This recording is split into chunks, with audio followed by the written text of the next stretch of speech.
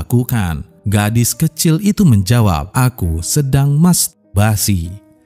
Mendengar hal ini, sang ibu sempat terdiam membisu. Julie lalu memberitahu anaknya bahwa hal tersebut tidak baik dilakukan. Namun Beth tak pernah mendengarkan nasihat sang ibu.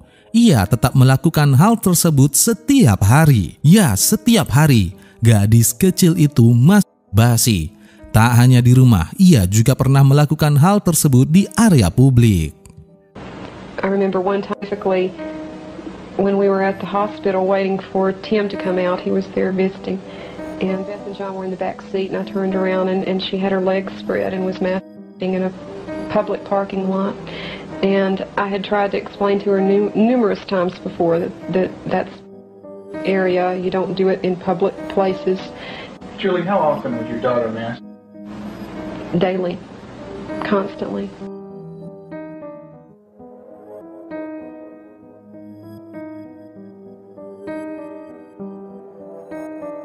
Suatu sore, Beth dan adiknya sedang bermain di halaman rumah. Julie yang sedang berada di dapur mendengar tangisan John. Sang ibu pun segera berlari ke halaman dan alangkah terkejutnya ia saat melihat John sudah tidak memakai celana. Beth berdiri di sebelah adiknya sambil tersenyum. Sang ibu lalu bertanya kepada John apa yang terjadi. John berkata bahwa Beth telah menyakitinya. Dengan santai, gadis kecil itu berkata bahwa ia dengan sengaja menusuk sang adik dengan jari. Sang adik meminta Beth untuk berhenti melakukan hal itu, namun Beth seakan tidak peduli. Mendengar hal tersebut, sang ibu langsung bertanya, apakah benar selama ini Beth masuk setiap malam ke kamar sang adik lalu lagi dengan sangat santai Beth membenarkan hal itu. Bahkan gadis kecil tersebut mengatakan bahwa ia sangat ingin menghabisi nyawa adiknya. Beth juga mengakui bahwa dialah yang telah menghilangkan nyawa kucing peliharaan mereka. Di momen ini, sang ibu sadar ada sesuatu yang tidak benar dengan Beth. When I caught her with Jonathan one morning, she was holding him. He was crying and his pants were down, and I said, "Beth, what's happening?" And she said, "I pulled his and put my finger up his." And I said, "Didn't he say to stop?" And she said, "Yeah, he did." And I said, "Did you?" And she said, "No."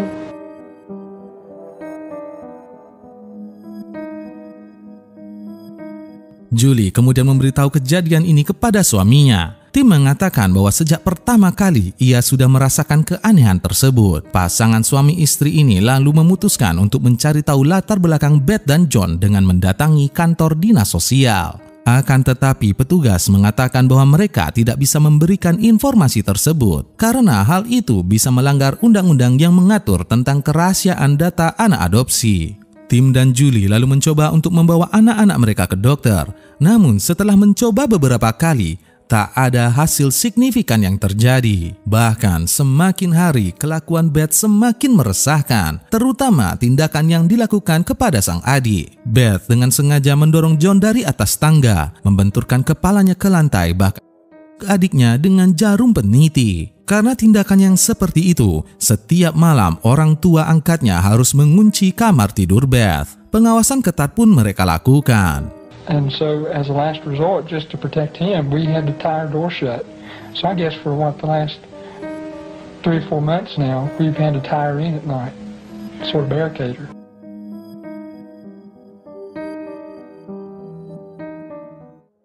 Tim, sang suami, merasa tindakan Beth sudah sangat keterlaluan karena gadis kecil seusia itu sudah melakukan percobaan sebanyak 2 kali. Bahkan ia telah menghabisi nyawa burung dan kucing peliharaan mereka. Tim menyarankan sang istri agar Beth dikembalikan saja ke panti asuhan. Namun hal ini ditolak oleh Julie. Ia sangat menyayangi Beth dan memiliki keyakinan bisa merubah sifat anak angkatnya tersebut. Suatu pagi, Julie merasa salah satu pisau dapurnya menghilang. Dalam benaknya ia berpikir, apakah Beth yang mengambil pisau tersebut? Saat memikirkan hal ini, Julie merasa sangat bersalah karena menuduh sang anak melakukan hal itu. Akan tetapi beberapa hari kemudian, saat sedang berada di dapur, Beth menanyakan kepada sang ibu tentang ciri-ciri pisau yang hilang. Hal ini tentu saja mengagetkan karena Julie tak pernah membicarakan hal tersebut. Sehingga dari mana Beth tahu salah satu pisau telah menghilang?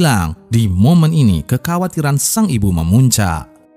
Well, I noticed several, like paring in the kitchen, missing. And my first thought was Beth. And I felt a little guilty about it at first. I thought, nah. But I really didn't even mention it to her. They'd been gone several weeks. She was sitting at the table drawing and mentioned to me, "What do those knives look like that are gone, Mom?" And I said, "What knives, Beth?" And she said, "Weren't they kind of silver and about this big?" And I knew then, and then this little smile that's not a sweet smile, but a malicious type of smile. And I knew then, I thought, she's got them.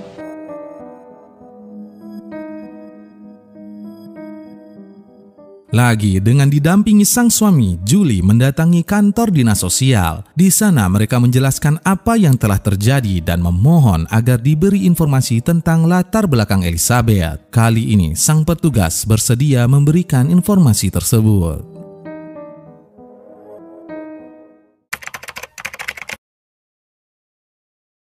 Petugas dinas sosial menjelaskan, pada saat itu seorang loper koran memberikan informasi bahwa ia mendengar teriakan anak kecil dari sebuah rumah. Beberapa petugas pun segera menuju ke lokasi. Sesampainya di sana, mereka melihat sampah yang berserakan di mana-mana dan bau pesing yang sangat menyengat. Lalu terdengar suara teriakan dari dalam rumah tersebut. Ketika mereka masuk, petugas melihat Elizabeth yang kala itu berumur 18 bulan menangis dengan baju yang sangat kotor dan kaki yang terikat di meja. Di sebuah kamar, mereka menemukan John di rak bayinya dengan kondisi yang sangat memilukan. Kotoran berserakan di tempat tidurnya itu dan sepertinya sudah 4 hari popok John tidak pernah diganti. Bahkan petugas melihat kondisi kepala John yang sangat tidak normal. Bagian belakang kepalanya sangat datar. Ini mengindikasikan bahwa bayi itu sudah berminggu-minggu dalam posisi tertidur dan dalam posisi yang sama. Tim dan Julie lalu bertanya,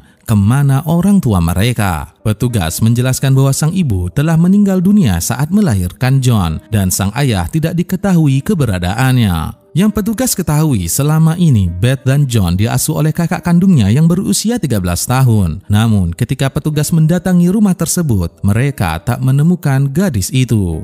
Tim dan Julie kemudian meminta bantuan petugas agar bisa bertemu dengan kakak kandung Beth. Tak lama berselang, mereka mengunjungi sebuah klub malam. Di sana mereka bertemu dengan seorang wanita. Wanita itu adalah kakak Beth yang kini bekerja sebagai wanita penghibur. Sang kakak, kita sebut saja Krista, menjelaskan bahwa ayah mereka adalah orang yang sangat biadab, suka mabuk-mabukan dan temperamental. Ketika Krista masih kecil, sang ayah sering memperkaosnya. Namun saat beranjak dewasa, Krista mulai melawan tindakan ayahnya tersebut. Dan sebagai gantinya, sang ayah malah memperkaos Beth yang kala itu usianya baru menginjak 1 tahun. Setiap malam, Krista bisa mendengar jeritan sang adik ketika sang ayah melakukan tindakan biadab tersebut. Namun suatu malam, teriakan itu tiba-tiba berhenti. Krista berpikir nyawa sang adik sudah melayang. Ia pun menuju ke kamar untuk memastikan keadaan.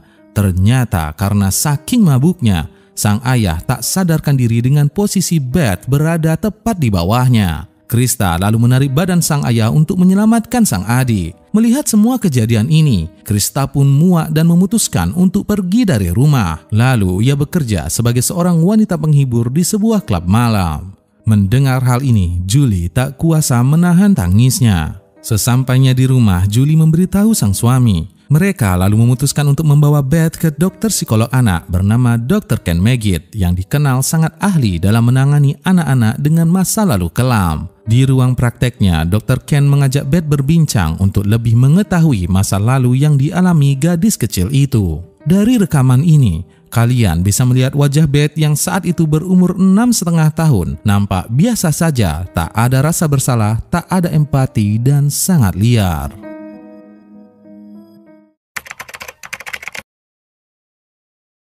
Dalam sesi terapi ini, Dr. Ken bertanya, mengapa orang-orang takut kepadamu? Dengan santainya, Beth menjawab, karena aku suka menyakiti dan akan membunuh mereka. Are people afraid of you, Beth? Who's afraid of you, Beth? John. Your brother. And what is your brother? Why is your brother afraid of you? Because I love him so much. Mm-hmm. Okay. Okay. And what are you trying to do to your brother? Well, Why do you want your brother to... because I was so bad, and I don't want to be around people. Okay. Who else would you like to stick to? Mommy and Daddy. What would you like to have happen to them? Dr. Ken bertanya, mengapa saat malam orang tuamu mengunci pintu kamarmu? Apa yang sebenarnya terjadi? Beth menjelaskan hal itu dilakukan orang tuanya agar ia tidak bisa menyakiti John. Lalu, kenapa kamu suka melakukan hal itu di malam hari? Beth menjawab, karena mereka tidak bisa melihatku, tapi bisa merasakan apa yang aku lakukan. At nighttime, what do your parents do to your door? Lock it shut, Why do they lock it shut? because they don't want me to join. Right. Why would you do nighttime? Because I don't like them seeing me do it. But they can feel me do it. Dr. Ken lalu menanyakan tentang ayah kandung Beth. Gadis kecil itu menceritakan bahwa sang ayah melakukan hal-hal yang sangat di luar nalar kita. Kejadian itu tertanam di kepala Beth hingga membuatnya sering bermimpi buruk. Tell me about your birth father. What was that nightmare like? When he touched my Okay. until it hurted, until it, and wouldn't me a lot. He'd hit on me, wouldn't be very nice to me. How old were you? 1, And in your nightmare, what happens? I get lost. Where are you in the nightmare? What happens in the dream? I'm in the house upstairs. And then what happens there? When he comes upstairs and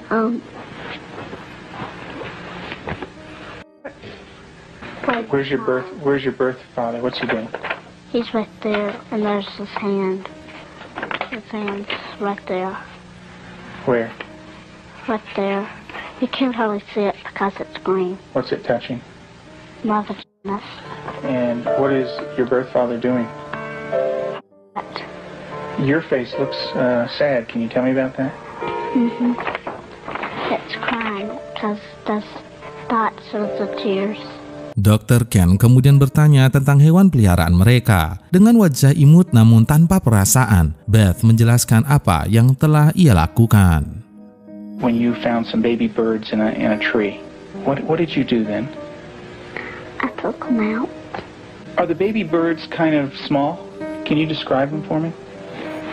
Well, they don't have their eyes open, but they can hear me, and they look up. Are they kind of helpless? Little baby birds? Can they fly? No. Can they run away?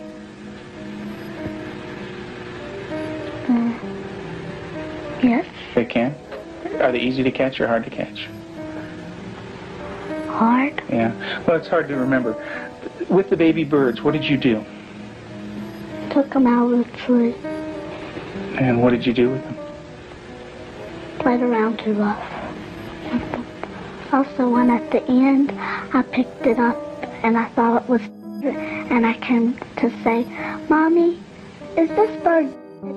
And she said, she called Daddy and said, "Tim," and Daddy came and I think I remember that they said yes. And so the little baby birds. I don't know. You don't remember? I just remember that I think I remember that Mommy and Daddy said the last bird we got was dead. Did you squeeze them? Did Baby Beth squeeze them? I squeezed them. And what happened? They died. Dr. Ken melanjutkan pertanyaannya, apa yang kamu lakukan terhadap alat vitalmu sendiri? Dengan santainya, Beth menjawab dan menjelaskan semuanya. Have you ever rubbed parts? Do you do it a lot? A lot. How much do you do that? Not every single day, and that's into. I I did it every single day until it got full. And I stopped and I had to go to the doctor and I did not like it. Dari sesi terapi ini kita bisa melihat Beth memiliki sifat dan bakat untuk menjadi psikopat. Menyakiti dan membunuh hewan adalah awal permulaan. Jika tidak ditangani dengan benar, maka tindakan tersebut akan mulai dilakukannya kepada manusia. Setelah melakukan sesi terapi ini, Dr. Ken menyarankan agar Beth dibawa ke rumah rehabilitas. Kemudian pada bulan April tahun 1989, Tim dan Julie pun membawanya ke sana. Di tempat itu, Beth akan diawasi langsung oleh seorang ahli terapi bernama Connell Watkins. Watkins mengatakan, masa lalu yang kelam membuat mereka tidak percaya kepada siapapun. Tindakan yang mereka lakukan selama ini adalah respon pertahanan diri atas segala yang telah dilalui. Mereka tak akan mau mendengarkan perkataan siapapun karena tak ada seorang pun yang ia percaya di dunia ini. Mereka memiliki cinta, rasa kasih, dan juga rasa sayang. Namun perlu kepercayaan agar semua itu dapat diekspresikan. Melihat kondisi Beth yang seperti ini, dinas sosial pun mengambil alih Beth dari Tim dan Julie. Di pusat rehabilitasi, Beth harus meminta izin atas apapun yang akan ia lakukan. Seperti ke toilet, makan, minum, membuka pintu, semua harus atas seizin ahli terapisnya. Ia juga ditugaskan untuk memberi makan hewan ternak. Setelah beberapa minggu di tempat itu, Beth memperlihatkan perkembangan yang sangat luar biasa. Ia kini sudah tahu mana yang baik dan mana yang buruk. Bahkan ia sudah bisa bergaul dengan teman seusianya dan melantunkan lagu rohani di gereja.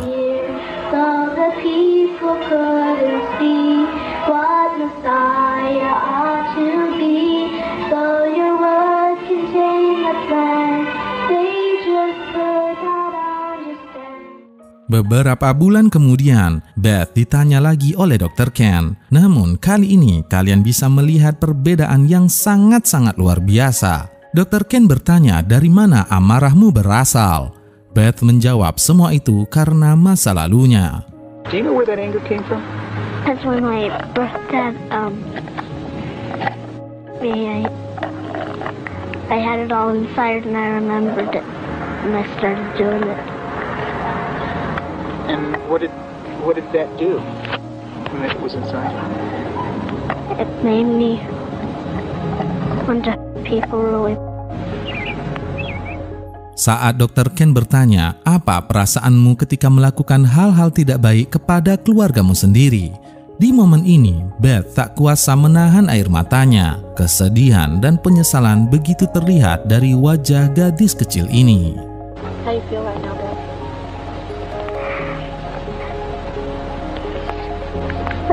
It's kind of tough to talk about, isn't it? Yes.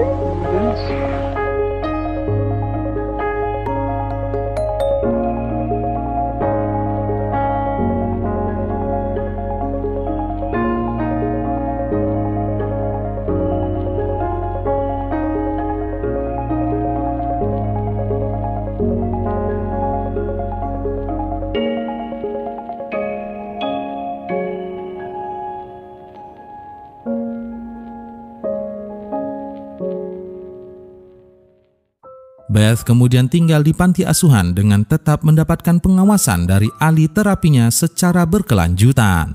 Tahun-tahun berlalu, berkat bantuan orang-orang di sekitarnya, Beth berhasil melalui semua itu. Ketika ia telah dewasa, Beth menikah dengan seorang pria dan menjalani hidupnya dengan normal. Ia bekerja sebagai seorang perawat di rumah sakit, membuat organisasi perlindungan anak, dan juga seorang penulis buku. Rekaman sesi terapi saat Beth berumur 6,5 tahun disiarkan secara publik oleh HBO pada tahun 1990 dan sempat menggemparkan masyarakat Amerika. Jika kalian ingin melihat rekaman fullnya, silakan klik link yang ada di kolom komentar.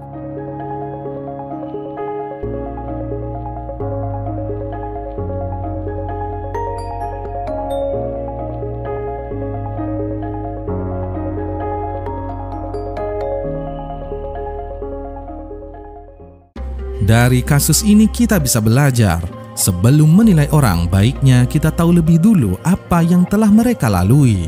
Dan bagi para orang tua, sayangilah anak kalian karena baik buruk yang mereka terima akan membekas dalam sanubarinya. Tetaplah menjadi orang yang baik, tetap semangat, tetap berjuang, dan jangan lupa skill cap. Semoga kalian mendapatkan banyak pembelajaran positif dari video kami. Saya Iqbal, sampai jumpa di video berikutnya. Bye.